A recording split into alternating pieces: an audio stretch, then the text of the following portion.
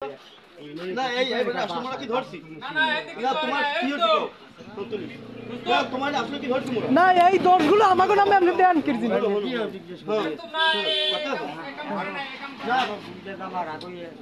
না মোরা আসলে কি ধরি তোমার তো করতে পারবো এই গুন্ডিগুলো মনে আছে কই দে